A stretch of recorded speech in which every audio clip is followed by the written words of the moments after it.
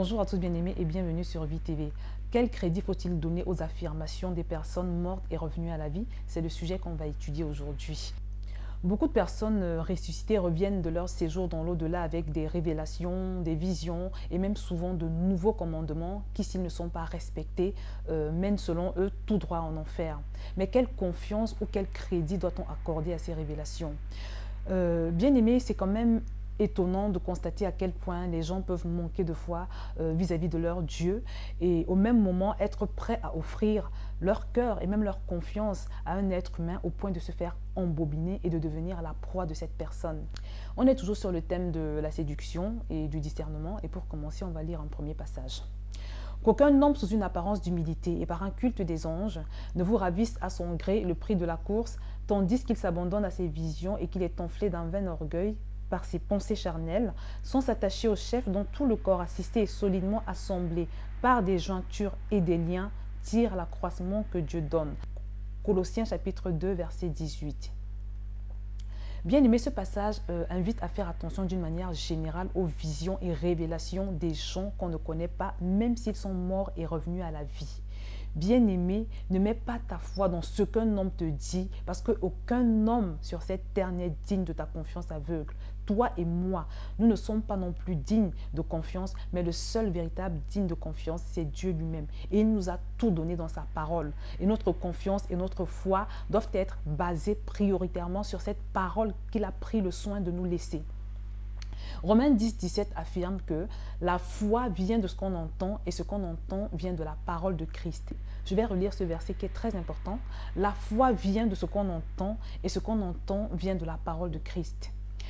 Bien-aimé, tu ne peux pas fonder ta foi sur les déclarations de quelqu'un que tu n'as jamais vu, que tu ne connais ni d'Ève ni d'Adam. Tu ne peux pas non plus fonder ta foi sur la parole d'une personne alors que tu ne connais pas sa vie. Tu ne sais même pas pourquoi cette personne n'a pas pu entrer au ciel.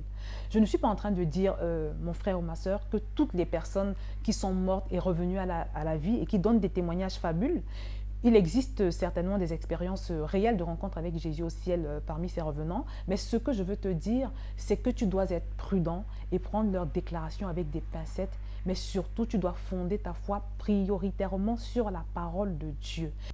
Je voudrais aussi t'inviter à faire encore plus attention et même à te détourner de toute personne qui t'annoncerait des choses que Dieu aurait dites dans l'au-delà et qui contredisent sa parole. Par exemple, j'ai lu l'histoire d'un prêtre qui a été déclaré cliniquement mort et qui est revenu à la vie. Ce prêtre affirme avoir vu le purgatoire, il affirme donc l'existence du purgatoire, alors que nulle part dans la Bible, l'existence du purgatoire n'est mentionnée. Personnellement, je ne sais pas ce que ce prêtre a vu durant son séjour dans l'au-delà et je ne veux pas le juger non plus, mais je t'invite à prendre ce genre de témoignage avec des pincettes. On va lire dans Galates 1 au verset 6. Je m'étonne de ce que vous vous détourniez si promptement de celui qui vous a appelé par la grâce de Christ pour passer à un autre évangile. Non pas qu'il y a un autre évangile, mais il y a des gens qui vous troublent et qui veulent renverser l'évangile de Christ. Mais quand nous-mêmes, quand un ange du ciel annoncerait un autre évangile que celui que nous avons prêché, qu'il soit anathème. Bien-aimé, ce passage t'invite à faire attention quand bien même un ange venu du ciel t'annoncerait autre chose que ce que le Dieu souverain a déclaré dans sa parole. Et dans le même verset, l'apôtre Paul précise que quand bien même ce serait lui, le prophète d'une chose différente de ce que Dieu a déclaré, qu'il soit considéré comme anathème. Bien-aimé, je vais te dire d'où provient le problème. C'est mon analyse en tout cas. Je pense que beaucoup de personnes prient, beaucoup de croyants prient un Dieu mort ou si vous voulez un Dieu qu'ils ne connaissent pas et c'est pour ça qu'ils sont à la merci de tous les diseurs de bonne aventure qui peuvent exister sur Internet. Je voudrais aussi te dire que c'est un péché d'écouter les autres de cette façon, de te confier en eux tout en ignorant ton Dieu alors que ton Dieu est disponible pour toi. Tu as sa parole, tu peux directement lui poser toutes les questions sans courir le risque d'être séduit. Bien-aimé, j'insiste une fois de plus, fais le nécessaire pour avoir une relation dynamique et interactive avec ton Dieu. Comme ça, il va te prévenir de tous les pièges de l'adversaire.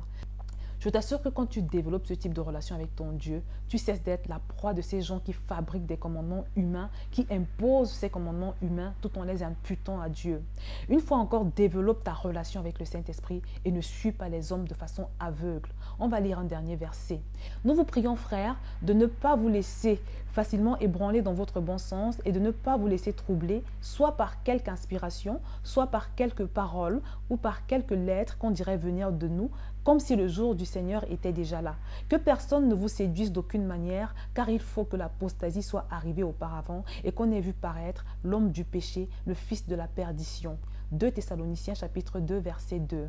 Mon frère ou ma sœur, ne te laisse pas ébranler ni troubler par ces visions et révélations étranges, mais tiens-toi fermement sur la parole de ton Dieu, car lui seul est digne de ta confiance. Que le Seigneur te bénisse et à très bientôt sur Vie TV.